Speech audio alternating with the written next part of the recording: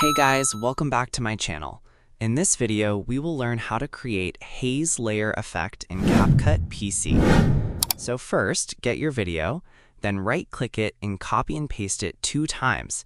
Paste it one layer over the other and turn off the volume of both video clips.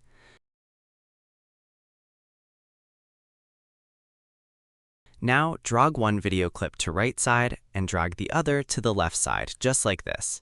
Just arrange it a little bit.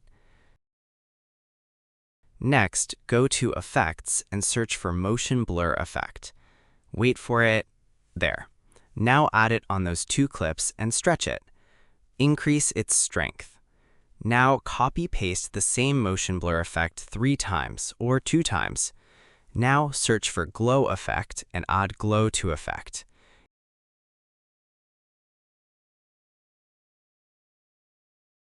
Increase its values. Now select all of these effects and both clips, right-click and create a compound clip, just like that. Now what you have to do is put it over as the layer on the original video edit, and you can see we have the Haze Clear effect. Now go to Blend Mode and change its mode to Screen and adjust its opacity between 30 to 50%, or whatever you like. It is that simple. Thank you for watching, and I will see you in the next video.